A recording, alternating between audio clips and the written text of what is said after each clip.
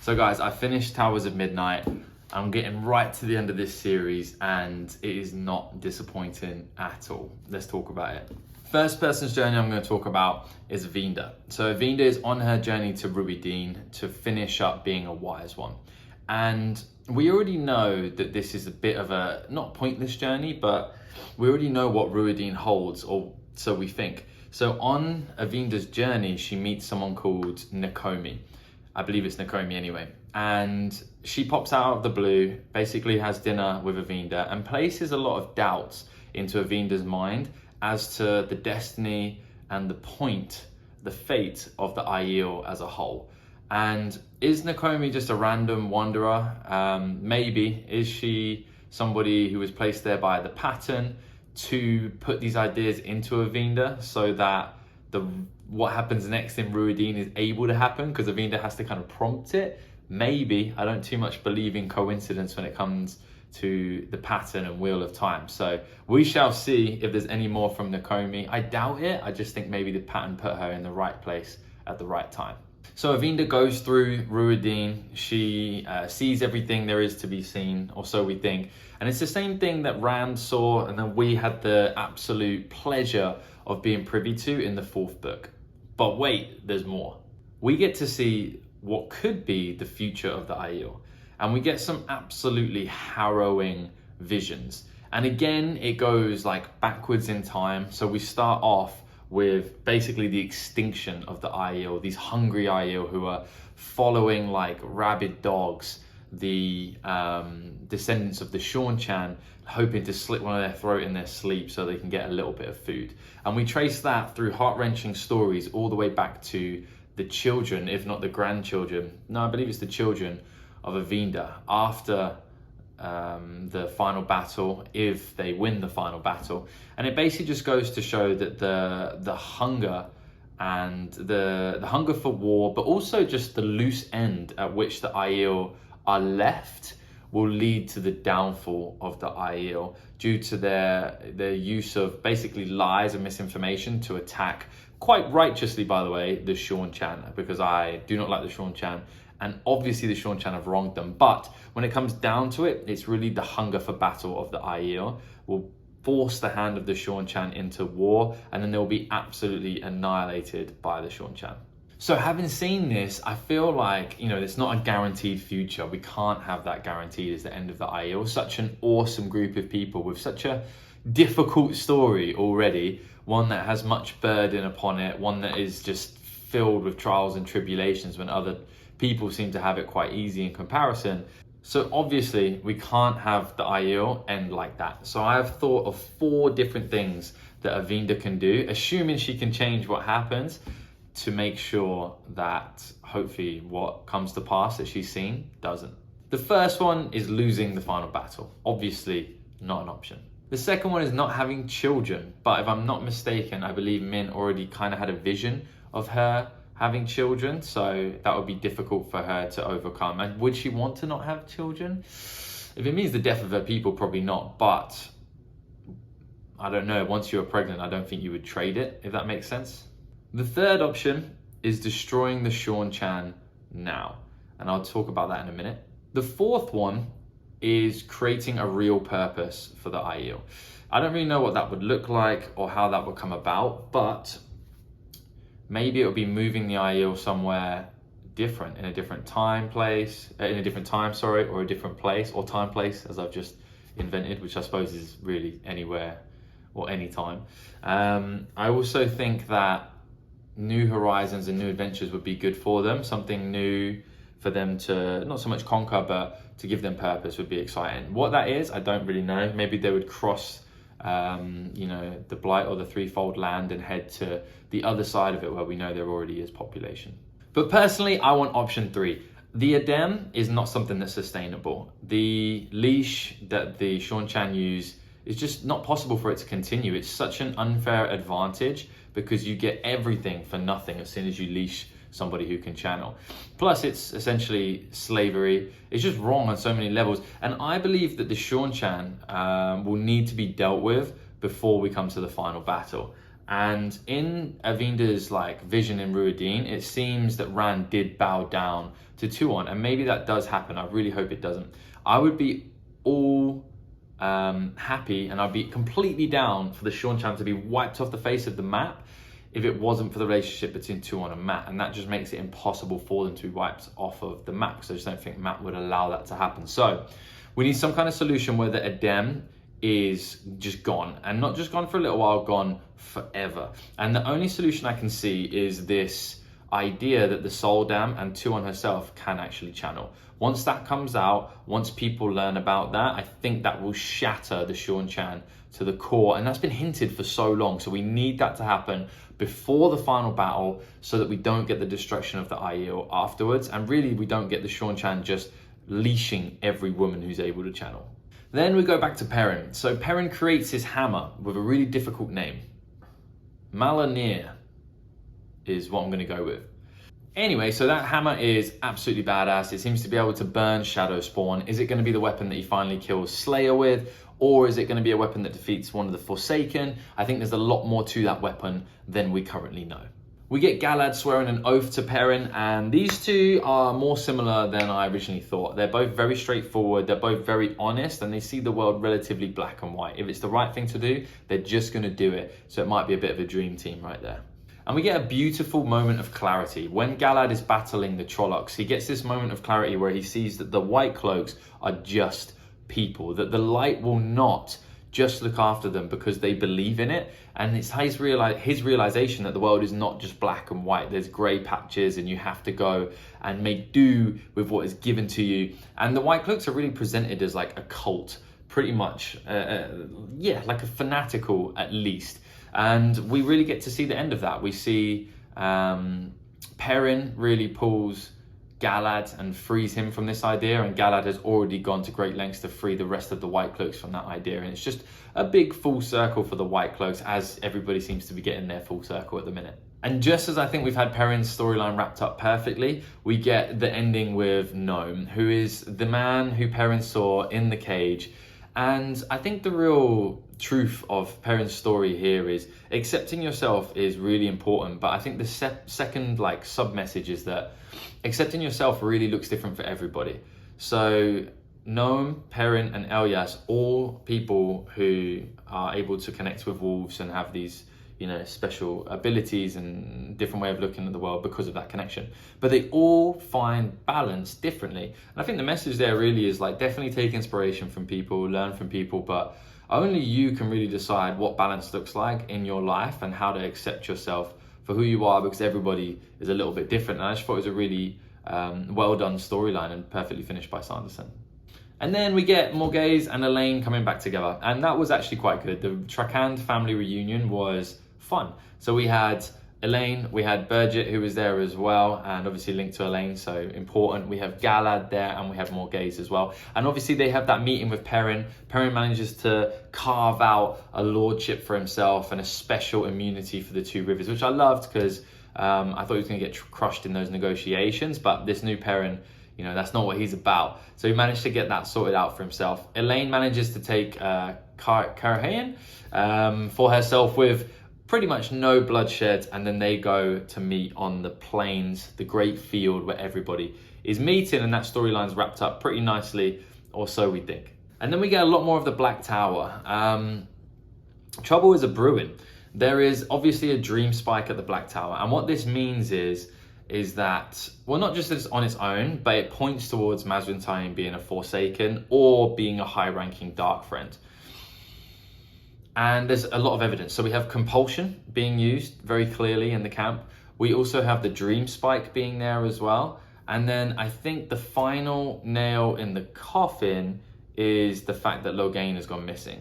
One other piece of evidence is also people becoming much better with the one power in short periods of time. So what I guess that means is after the compulsion or after swearing to become a Dark Friend, they get access maybe to the Dark One's power, which means they're taking great strides in the ability that they have, because they have access to two different types of power. And supposedly the Dark One's is obviously quite strong. So how is this all resolved? You know, I think I really wanted Logan versus Taim, but the more I look at it, the more Rand needs to come and sort this mess out. He created this mess. He really left them to do, their own thing against Verin, which is, his own better judgment. So he needs to come and sort this out. He needs to free Morgaze. He needs to get everybody ideally uncompulsed or decompulsed maybe, and bring them to the final battle. There's 2 storylines Rand needs to wrap up. He needs to wrap up the Seanchan and their evilness, and then he also needs to wrap up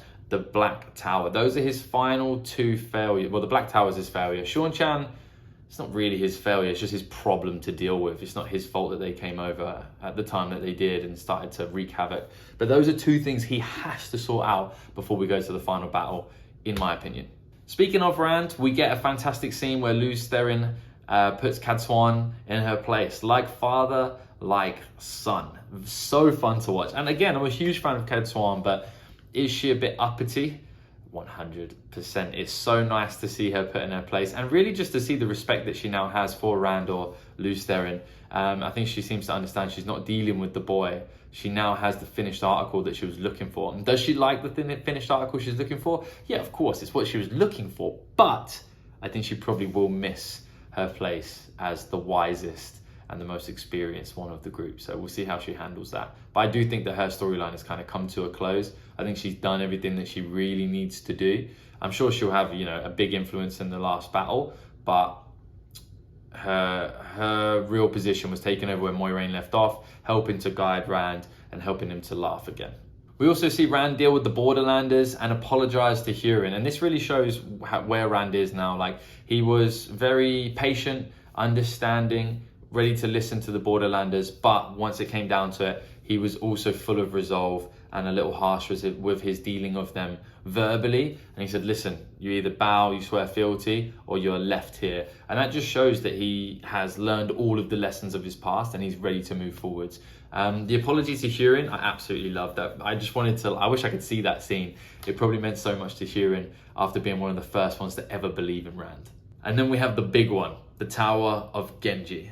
I waited so long for this, and this had a whole different feel. Like, the Wheel of Time as a whole has so much magic inside of it, so many awesome ideas and themes and things that are just different, but there's never a big build up to it. It's just part of the world. It just is. It's just, there's so much magical going on that it happens. But the Tower of Genji, there's like a big build up. Like, we know now, even though we've been there, a couple of times already with a few different characters, we know it's going to be different. We know we're stepping into a whole new world. We're preparing for it. It's like a proper mission rather than the guys just dealing with things as they go along and having the pattern look after them. And does the pattern look after them? Yes, I believe so this time around as well. But man, I was excited for this. And it did not disappoint. Did I get as many answers as I wanted? No. Do I think there's more answers there than I was able to pick up? Definitely yes. Did I enjoy myself? To the maximum. We know time and space are involved somehow. We know that these people are capable, these Finn are capable of brokering deals with the world that we live in. And we also know that their relationship with each other seems to be quite good as well. They have an ability to know things. They have an ability to do things and give gifts. And yeah, I just enjoyed it so much that I didn't really take any great answers from it. In fact, I probably have more questions, but I enjoyed every second of that scene. We also see that Olva's game of snakes and foxes seems to be tied to their time in the tower. Is his game the reason they got out? No, but is the reason the reason that he was able to win the game in the end because they got out? Maybe I got it wrong. Maybe his game is what got them out, but there's some kind of strange tie between his game and what happened in there, and just more pattern mischief, I suppose. And then we have another death. We have Noel. Was Noel a beloved character? I liked him. We didn't get a ton of time with him, but he was Jane Farstrider, as I thought. And I thought that was quite obvious. On my reread, I'm definitely going to go through and pay a lot more attention to the stories of Jane and adventures of Jane Farstrider, because he just seems like such an awesome man. What is his tie to Malchieri? I can't really remember. He probably just was from Malchieri. I'm sure someone will correct me in the comments, because he definitely brought up, next time you see someone from Malchieri, let them know that Jane Farstrider died clean. What an awesome last sentence and last words from somebody. Now, did we see his death? We didn't. Could he still be alive? Yes. Do I believe he's alive? No. I think that is a great end for Jane Farstrider. We also have Matt lose an eye, lose half of the light of the world. I didn't predict that one, but it's very literal and it makes a lot of sense, and it was a happy surprise. I thought it was really good writing. And we get Moiraine back. Moiraine reminds me of a simpler time, and even though when she disappeared things were starting to get complicated, nowhere near as complicated as they got afterwards. We also find out from her a couple of things. We know somebody came and got Lanfear, so that is either Moradin or Shaida Haran. I always butcher his name. One of those two came and grabbed Lanfear, and I'll talk about her in a minute. And we also found out that Moiraine was given 3 requests. One was the Angreal, and I was trying to think, if I was Moiraine, I knew I couldn't get out no matter how I worded my requests. What would I ask for? And it's almost definitely something to help Rand. If I know Moiraine, if she chose something that is going to help either information or a tool or both, because she had 2 requests, just something that's going to help in the final battle. However, the knowledge that either Moradin or Shaida Haran is able to come into the Eowyn and Eowyn's world and just take away Lanfear really gives the impression that the rules didn't apply to them when they went to the Eowyn and Eowyn. Unless they did, I don't know, but it just gave me the impression that it didn't, which is a bit worrying, which means maybe the Eowyn and Eowyn are dark friends, but I don't know, they seem maybe like they're above that. I still don't really get them, and maybe there is never going to be an explanation, and if not, kudos, because I'll be thinking about that forever. And then we get Moiraine and Tom. I like it, I dig it. The only problem is it's terribly written, very similar to Nynaeve and Lan. It just kind of came out of nowhere, but like I said, I like Tom and Moiraine as a couple. I do really like that, but come on. And although it was foreshadowed a little bit with him keeping on rereading the letter, and but it was just only foreshadowed the book before. Maybe I would notice it if I read it again, but I don't know, I'm not buying it. So we end up with everybody on the Great Plain, and can I remember the name of the field? I absolutely cannot, but I know that everybody is going to be there. We might be able to get a big Two Rivers reunion. There's enough Two Rivers people there. Obviously all of our main characters, and then obviously you have Moiraine and Elayne, but a lot of them have visited Two Rivers except for Elayne. Most of them have been there. And they're all going to come together and they all lead these factions now. But the only one who doesn't lead a faction from our Two Rivers people is Nynaeve. But, well, I suppose maybe she kind of leads Malkia, but they're heading into the breach, so I don't know if she'll get a chance. I'm sure she'll get a chance to see Lan again. I don't know how that's going to happen because he's now charging into the Trollocs, unless it's a bit of a different storyline and they're a bit further ahead in time. But yeah, there's no way Lan dies without some kind of reunion with Nynaeve, hopefully. Fingers crossed anyway. But yeah, so Nynaeve's the only one who isn't leading a faction, but I would argue that Nynaeve leads all of the Two Rivers folk. She, at one point or another, has just kept alive through grit, determination, and just aggression and perseverance and just getting it done. She's kept that group of people alive, and I would argue that she is the wisdom of the people leading the nation. So, woo, go Nynaeve. But what is going to happen? So I think that Avinda and Egwene might try and convince everybody to attack the Seanchan before they do the final battle, which would be very time consuming, but I just feel like the Seanchan have done so much wrong, and the leashing of people is so clearly wrong that they just can't go into the final battle with them. Surely not with leashed Aes Sedai, leashed wise ones. Come on. We get a couple of cool Forsaken scenes. So we get Grendel just panicking. Obviously she's messed up again. She hasn't managed to kill Perrin. And I don't know why she wouldn't go herself to try and kill Perrin. I know that's not her style, but it's a bit of a Hail Mary at this point. You need to get out there and get some stuff done. I know you got Slayer and you got the Dream Spike, but supposedly you're pretty powerful and Perrin can't even channel, so yeah, whatever. I was disappointed in Grendel in the end. She's panicking, she's packing up all her stuff, and we've never really seen a Forsaken like that. We've never really seen one worried and panicking in the same manner as Grendel, and she looked really childlike. It's like when a child packs her stuff up and is like, I'm running away from home. And then obviously she can't run away from home because Shaida Haran is there, and it's just game over immediately for her. So yeah, disappointed in Grendel, but she was fun while she lasted.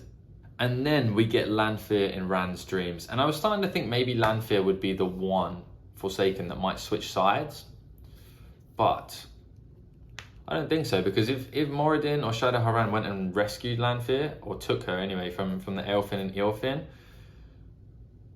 and then allowed her to appear in Rand's dream. But would she be allowed to appear in his dream? I don't know. Maybe that's just out of her love for him, reaching out for someone to help. So I'm kind of on the fence. Could Lanfear change sides? Hopefully. We haven't really seen anyone change sides from dark to light. It would be nice to see. I mean, we had Asmodine, but he just didn't really have a choice, you know? And he seemed like a bit of a coward anyway. Lanfear seems to be far from that. So I'm going to go out on a limb and say Lanfear does switch sides somehow. And then we have a few other things. So we get these weird, like, red-veiled, like, Aiel type characters.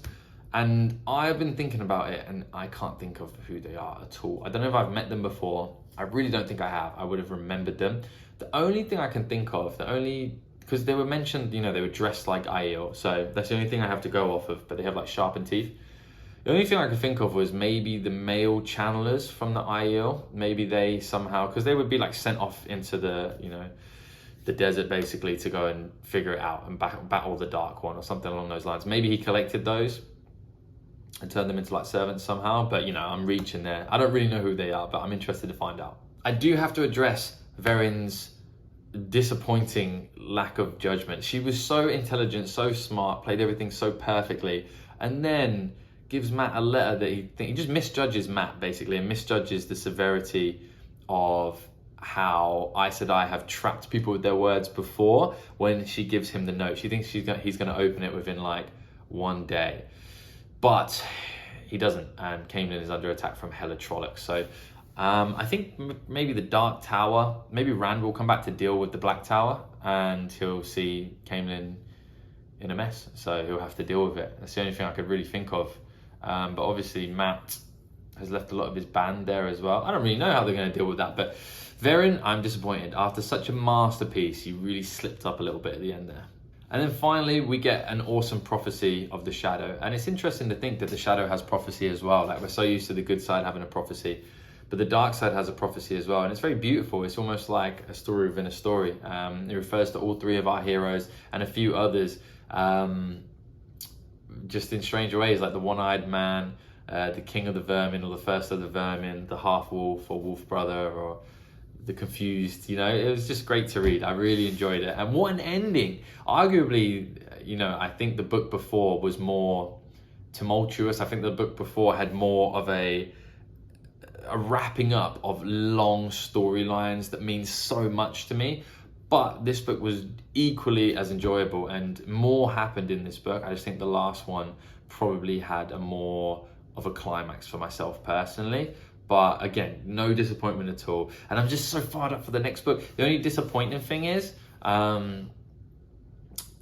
don't have it in stock. I went to Barnes & Nobles and they don't have it in stock. So I had to order it, and it takes like 3 to 5 business days sometimes. So I'm just waiting on that, and I'm going a little bit crazy. Normally I can just kick off the next book straight away after I've recorded the video, but I'm just going to have to wait for that text from Barnes & Nobles for me to go and get it.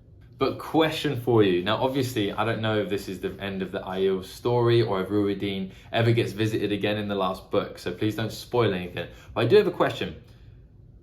Which visit to Rhuidean did you enjoy more? Now, for me personally, the first one was crazy. And I'm not necessarily talking about Matt going through the Terangrial. I'm more talking about Rand's discovery of the history of the Aiel.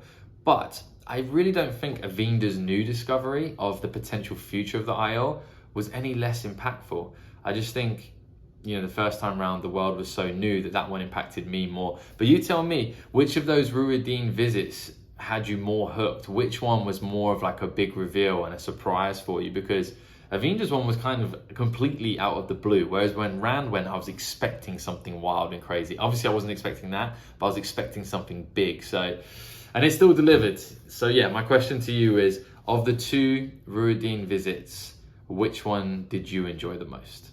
Outside of that, please like and subscribe. I'm about to come into this final book. I'd love for you to be there on the journey with me. Have an amazing day.